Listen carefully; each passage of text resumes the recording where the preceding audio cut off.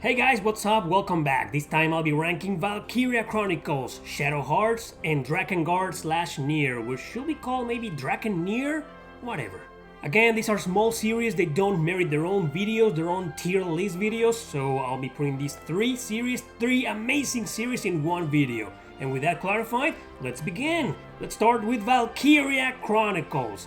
I am a die-hard fan of this franchise, man. I loved every single game. Became addicted to the series. I love it.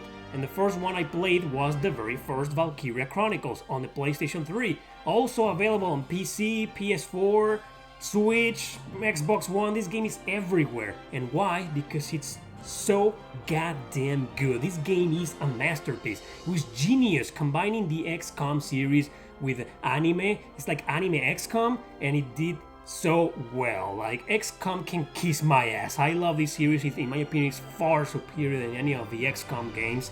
And those graphics, those cel-shaded graphics, the music, the story, very good story. I mean, some cliches here and there, but very mature story, political drama, warfare. I love this story, I love this game, I love everything about it. Tough, the challenge is right, not brutally hard, not brutally easy.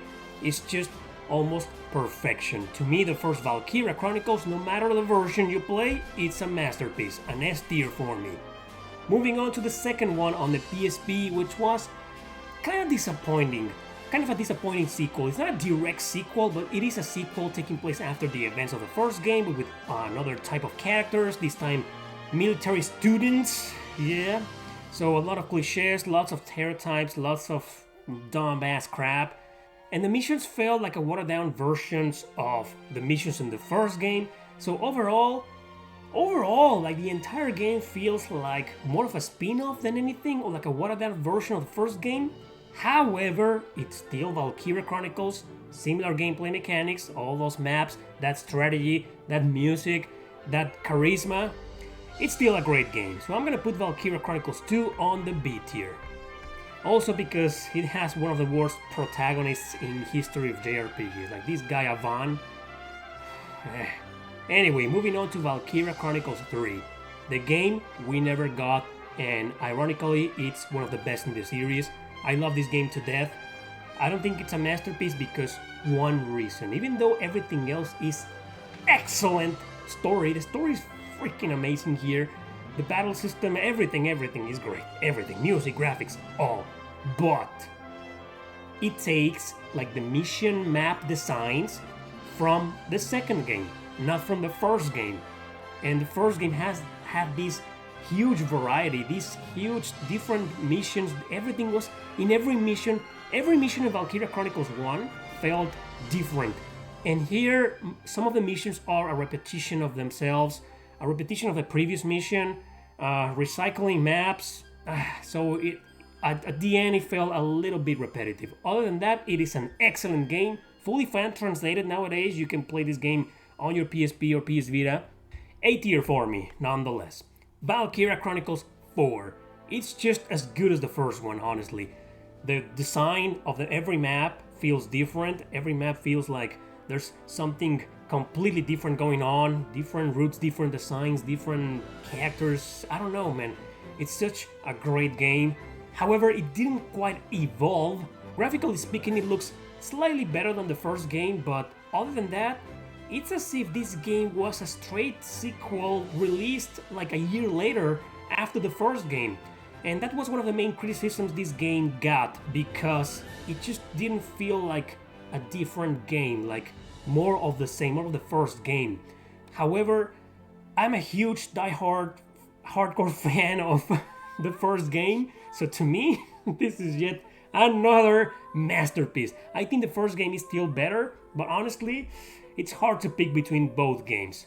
Equally amazing, for so to say. I played the PlayStation 4 version, by the way. Last but not least, Valkyria Revolution, the spin-off, the action RPG. Yes, it's not a strategy RPG anymore, it's an action RPG, but that's why it's a spin-off. This game got a lot of trash because it's not Chronicles, it was Revolution. But they changed the name for a reason, you know? Anyway, I don't give a rat's ass about the haters. You can hate this game all you want, I don't care. I loved it to pieces.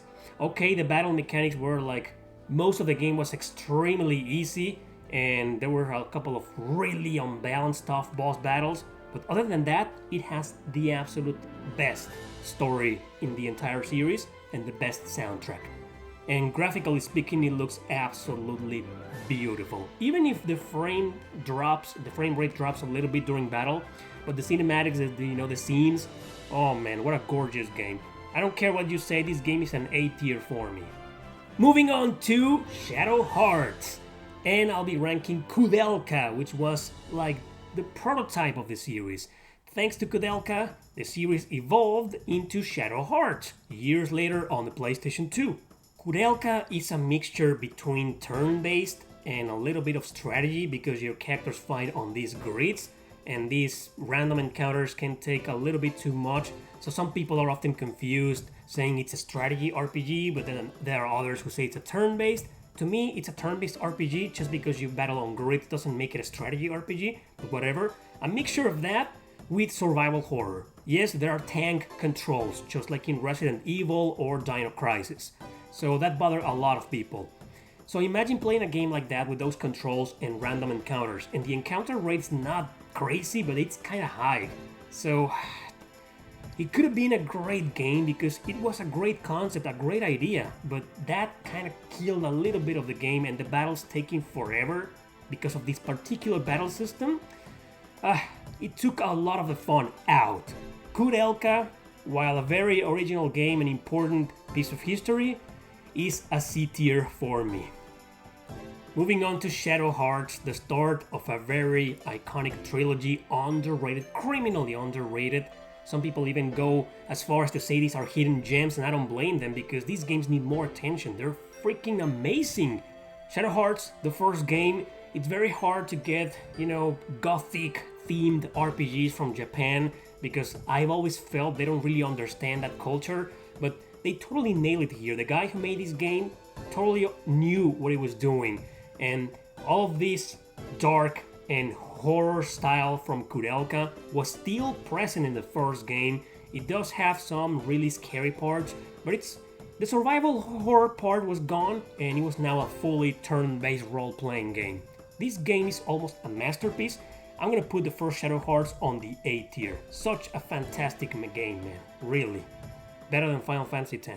Moving on to Shadow Hearts Covenant, the direct sequel. This is one of those games where if you haven't played the first one, you're gonna get spoiled like crazy. The first game, even almost from the beginning, from the second mission of the game, or from the second set of scenes of the game, you get huge spoilers, and that's why I haven't never streamed this game before. I want to stream it, and I did it once, and it didn't work, but then I realized the spoilers, huge, ginormous spoilers from the first game are there almost from the beginning, so there's no point in streaming this game. Gameplay-wise, it did everything better. It's almost a masterpiece as well. The problem with this game is that it's just too easy. I felt the first one was balanced, challenging, and this one, for the most part, was a walk in the park for me. It may have been a hard game for you, but for me it was very easy. And the graphics, the characters, the story, everything feels great, but they included a little bit more comedy and light-hearted characters and heavy fan service, more so than the first game.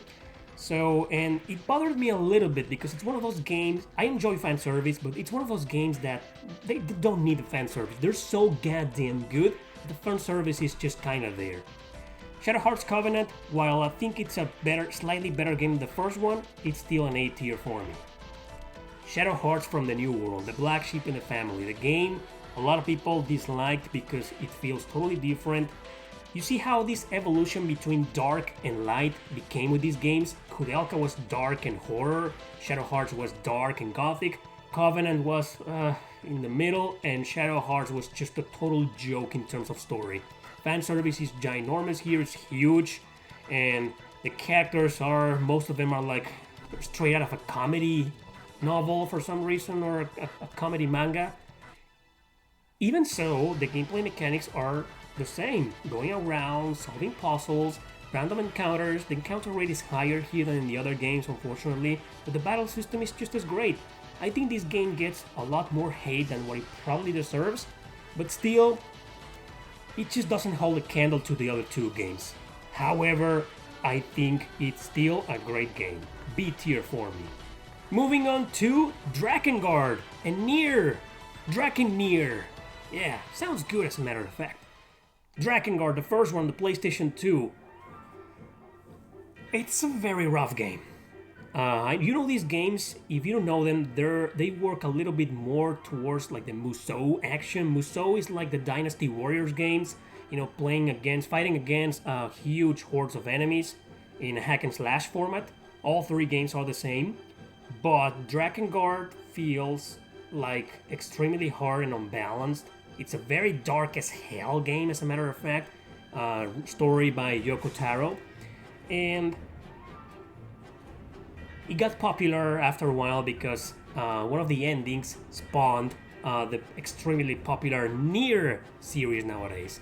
NieR is a spin-off of Drakengard, but nowadays it's on its way to becoming its own series.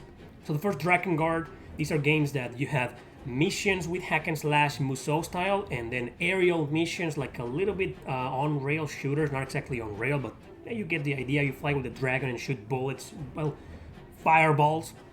And it's kind of clunky. Both types of missions are kind of clunky, and they could have been better in my opinion. Drakengard, it's a game that I know it's great for a lot of people, and I respect that. I respect the game and its fans, but it's just gameplay-wise, it didn't click with me one bit. It's a C tier for me. It's a rough game. Drakengard 2 is like the exact opposite. In terms of story, it felt weaker. It wasn't even written by Yoko Taro. I think Taro barely had anything to do with this sequel. It's not a direct sequel. You don't need to play the first one to understand this one. It's a standalone story. Still in the same universe, I believe. And it has several playable characters. You play with one as first, then you unlock the second one, and so on. And gameplay-wise, it's better. I mean, the controls are more responsive. It doesn't feel clunky. I think the battle system with the dragon and with the hack and slash areas is better than the first Drakengard, and the story is still great, but I think the story in the first Drakengard was better. So either way, Drakengard 2, it's a video game, so gameplay wise, it's a better game. B tier for me. Yeah. Drakengard 3, it's a convoluted mess, I know. It's frame drop like crazy. Controls are, I don't think clunky is the right word. I don't even know how to describe the controls. Are chaotic, like unnerving and difficult to control. I don't know, man, but I love it. I love this game. I don't know why. I don't know what's wrong with me. Maybe because it's a very dark as hell, bloody, violent, and extremely cynical that I fell in love with everything. The heroines, the characters, the dragon, it's a dumbass, but he grows on you. I don't know, there's just something about this game that I really enjoyed. But gameplay-wise, I understand. If people trash this game, I'm not gonna go and defend the game. Totally legit, every criticism towards it. It's still a great game for me, so I'm gonna put it on the B tier. Moving on to NieR. Moving on to NieR Automata. Well, NieR Automata, just like the first NieR, is almost a masterpiece. Almost. I love this game to death. I really enjoy it, and I'm a huge die-hard fan of it as well. I think it can be a little bit cryptic. It's not exactly a quest-driven game, but it has some semi-open world features that I just wasn't really a fan of. So I often got lost and often didn't know what to do, and to get the true ending, you kind of need to read a walkthrough. You need to play the game over and over again, and it got to a point where it was like, why am I still playing this? I mean, I love the game, but because it's so good, you put up with that, and you just keep on going until you get as many endings as you can, until you get a true ending at the end. So, NieR Automata, another A tier for me. Almost a masterpiece. So there you have it, no D or E tiers in this list, that's a good thing, and this is my list. Thank you very much for watching, don't forget to subscribe and share this video with your friends. I'll see you on the next rankings.